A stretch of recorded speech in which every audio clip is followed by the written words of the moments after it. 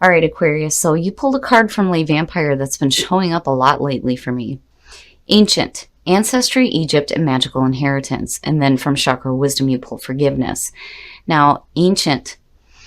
The reason why this card has significance for me is because my husband and I are just recently talking about doing a video here on the channel where we're going to be partnering up with National Geographic's next gen DNA testing and getting really deep into, our genetic history. And what we love about the National Geographic one is they go a little bit deeper than what you would see in like 23andMe and Ancestry DNA. This has the potential here to show us like real deep ancestral roots. And I'm loving that this is showing up for you. But when you're looking at it with forgiveness, it may be a need here for you to get a deeper understanding of who you are and where you come from so that you can forgive family members. Ancient is talking about the family connection and getting a greater knowledge of yourself and how you connect with family members. And again, with forgiveness, it's one of those situations where the quote for this card talks about you don't truly forgive other people, you forgive yourselves for having judged them.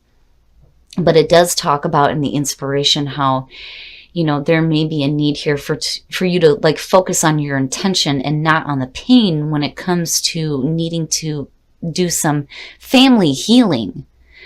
But it's almost like the way that you're going to be able to do that is by getting a greater knowledge of yourself. So, definitely with Ancient showing up, I will say for Aquarius, if you are looking at doing any kind of DNA testing where you get to look back at how your ancestors migrated from sub-Saharan Africa into the different continents, definitely do your research when it comes to these DNA testing kits.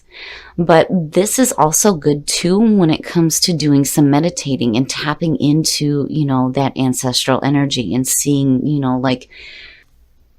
and what's funny is, I don't know why this popped into my head, but for Scorpio and Aquarius, a lot of times you hear about, they're like mortal enemies because you have the one who's blunt and logical. And then you have the other one who's deep and intense when it comes to emotions. It's like polar opposites. But for some reason for me, and I think it's because Aquarius is my south node, where, I seem to have a better connection there. But it's just, it blows me away that, you guys are the ones to pull Ancient. And with everything that we've been talking about lately, it's amazing. And it's one of my favorite cards. So definitely, if you're considering that, do your research and find out. All right, Aquarius. Shit. Now, I've always said this when it comes to, other elements when I'm doing their readings. When the King of Swords shows up for them, it's one of those situations where I'm like, he better have some really good fucking cards around him for me to see him in the positive. The only exception to that is when I'm doing air signs. And when you're looking at the King of Swords as your signifier, this is fantastic. This is saying that you are really in tune with who you are. Being logical, being that clear-cut communicator, but also being fair and being just. But logically, you're in a fantastic spot. It's like you're like super in tune with yourself, which is great. And in the past, the Fool. So, this may be a situation here where, you're taking that leap of faith, right, into something new. It is the new path. When you're looking at the Fool as the past coming through, this may be why you're looking at the energy of you here as a signifier. Maybe some of you decided to move away from other things and start on a totally new path here where you're trusting in the experience. Oh, shit. Wow. In the present, the King of Pentacles. The energy is good. It's good. Whew. So, not only are you being extremely smart, but you're being extremely practical too, looking at the energy of the kings. And I've always said this, when you see two kings in a reading, success for you guys. And that's great, especially with the King of Pentacles, right? But, you know, for some of you, it may be dealing with, like we said before, with the devil showing up, dealing with an earth sign, right? Taurus, Cap, or Virgo. You know, and for some of you, this just could be you and you have some earth in your chart and you're just taking a new path here where maybe you're tapping into, you know, equal amounts of energy in both the King of Pentacles and the King of Swords. Shit. And apparently there's some fire in there too. Shit. The Knight of Wands. Here's the thing. When you're looking at this in terms of you, right? You're perfect. You are perfect. Your focus is exactly where it needs to be. You are in tune with yourself. You know what you want. You're clear cut and you're able to make good, decisive decisions that are practical on top of that. But you also have this feeling of passion. The Knight of Wands is one of those cards where, you know, he's off. He's going after his passions. He comes in like a fucking whirlwind and there's all this passion surrounding him and he's off to the next, right? And it's good to see in terms of like messages coming through, you know, and then when I see the Knight of Wands too, I think of traveling. And that's funny. It's funny because I've always said when Mercury goes retrograde, it's one of those things where there seems to be people traveling a lot, doing a lot of traveling. But overall, you look great. You look fantastic. You know, you may be dealing with a couple of different people, and you could just be dealing with one person, but the energy surrounding it looks really good. Oh, your best path to follow. And you know what's funny is that that's typical of Aquarius anyway. When it comes to the way that you communicate, it's basically saying don't hold back. You know, you say what you need to say.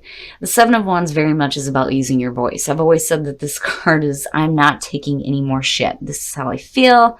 This is where I stand. This is what I think. You know, if you have people that are opposing your viewpoints, that's just tough shit. You know, I really do feel like Spirit is saying you need to speak up. You know, don't ever let yourself be silenced. Even if somebody doesn't agree with your own viewpoints, to hell with that. You know, you have the right to say how you feel and what you think. But I'm not seeing anything bad, you know. I mean, yeah, you could be dealing with somebody who's coming through that, you know, maybe like, well, wait a minute here, you know, what about this, that, and the other thing, you know, and you're just like, no. Like, I know, like, I understand the situation, and I'm going to tell you about it, you know. I just kind of worry looking at that and looking at forgiveness, you know what I mean? But then at the same time, you can't back down either. Oh, in your environment. Okay, here's the thing. If you are dealing with another person, and again, you know, when you're looking at the devil, you know, it could be a situation here where you may be dealing with, you know, again, an earth sign. You know, that may be coming through with a lot of passion, but I think you need to stay true to who you are, right? And make sure that they understand, look, this is me, right? When you're looking at the Two of Cups in your environment, you know, for me, this is more so about, you know, the bonding relationship. It's a really good relationship. But for me, you know, it does have the feeling of like love. And I say that because when you look at the Two of Cups, these people are so absorbed in each other that nothing else in the world exists. You know, they're sharing their feelings, their emotions, they're sharing everything. Everything's being reciprocated. And for you, it could be a need here for you to take a leap of faith into a new relationship that may be really passionate. But then again, when you're looking at the devil, you know, it's one of those things where, yeah, it could just be signaling that this may be a cap for some of you. And it could be a situation here where you just need to let go of the things that may be, you know, like holding you down. You know, and it may just be a situation here where you just need to use your voice, you know. Oh, your hopes and your fears. The Nine of Swords. Ew. Aquarius. When you're looking at, you know, first of all, when you're looking at your hopes and your fears, this has the potential to manifest. Okay, it doesn't necessarily mean that it's going to manifest. It manifests based on how much focus you put on it. And when you're looking at the Nine of Swords, this is feelings of regret, mental anguish and suffering, and bad thinking, bad negative thinking. It's all the mental shit that you do to yourself. You know, and maybe that's what you need to release yourself from. Bad thinking. Especially when it comes to, you know, a relationship. You know, it's almost like, you know, the Fool is there, but it's almost like, are you really, you know, fully taking that leap, right? Or are you like hesitant about it? You know, and looking at, you know, what's happening though, it's like, looking at the Seven of Wands, and then, you know, it's funny because the Page of Cups flipping the way it did, you know, this could just be, you know, you needing to voice the way that you feel, which is definitely, you know, something that is not typical for Aquarius, right? It's not that, you know, you're like purposely hiding emotions or anything like that. It's just, if you're having difficult thoughts surrounding a relationship, it's like time to speak up about it, I think. And, you know, that may help like alleviate what is going on mentally. But, you know, again, it's just something that's there. It's there. There's an acknowledgement, but, you know, it only fully manifests into reality, again, based on, you know, how much focus you're going to put on this. But I'm like, why are you thinking so negatively about another person? You know, and it could be family issues, right? And the need to forgive. Oh, and then the outcome, the Seven of Swords. Ew, man, the Seven of Wands and the Seven of Swords, when you're talking about using your voice, it's like you don't. The Seven of Swords too is one of those cards where, you know, I don't, in this deck, I don't see it as like sneaky, deceptive shit. You know, I just think it's, you know, not really speaking. And then the other thing too is, you know, if you let your thoughts get the best of you when it comes to, you know, relationships and like maybe needing to repair them, right? It's almost like you get to a point here where you don't.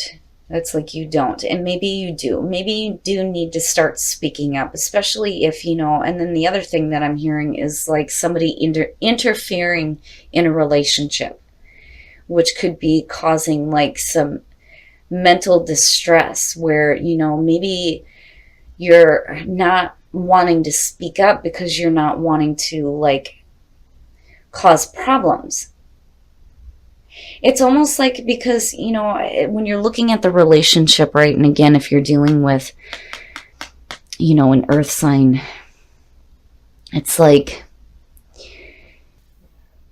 I kind of feel like you're trusting in the relationship, but then at the same time, I feel like there's an external, like, source that, because looking at the two of them, and then looking at this, it's like if you have somebody coming through that is like running amok within a relationship, mentally you're in a spot where it's like affecting you.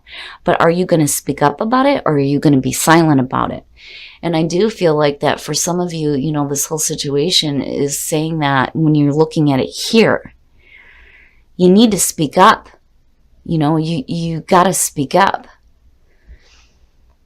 You know, I'm not seeing anything like horribly wrong within the relationship, you know, but it's just that I think you have, I think you have somebody that's like running amok within the relationship, and you're like, ugh, you know, and it's mentally just driving you nuts, and you want to say something about it, but you eventually don't. You know, and Spirit is trying to tell you, fuck that, say what you need to say, right? But then there's also the part too where, you know, when it comes to family, maybe the reason why you're like being quiet is because, you know, when you're looking at forgiveness, you're deciding that you're not going to focus on the pain of the situation. You're just going to forgive yourself for allowing it to get to this point, basically. All right, we're going to take a look at the soul trees to see what else is going on for you guys. But I think that the full looking at you in the middle and in the relationship, and then seeing the King of Pentacles, and again, with it being a general reading, this could be male or female. The reason why the King of Swords is showing up for your signifier is because for me, I see that as Aquarius. It doesn't matter whether it's male or female.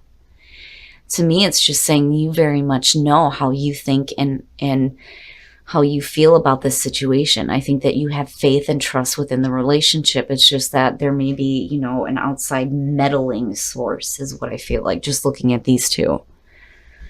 But I do think that you need to be true to who you are, and screw all that, say what you need to say, right? But, do it in a way where, it doesn't affect the relationship. And compassion. Here's the thing. When it comes to, the Nine of Swords and tranquility, definitely, that's what you're needing. You're needing some tranquility. The possibilities are endless when it comes to dealing with the situation. But the best way, I think, for a lot of you to do this is to have compassion. And here's the thing with compassion. When you're looking at this card, it's asking you to have compassion for other people, even though you may not understand why they're acting the way that they choose to. Calling in your soulmate, your prayers and affirmations and visualizations help bring you together, and then release your ex. Wow, the time has come to clear your energy. Whew. Man. So, there's a couple different things. Now, when you're looking at, for those of you who are happy within a relationship, you need to let go of that energy. Calling in your soulmate, it's like calling in that energy within the relationship, right? And like deepening the bond. You know what I mean? It's like calling them in to help you do some healing, right? Like making a stronger connection within the relationship. But that is only when you clear out that energy. Now, on the other hand, this could have to do with, and I kind of get the feeling here that this has to do with your partner. And it may be a situation where they need to release their ex too. You know what I'm saying?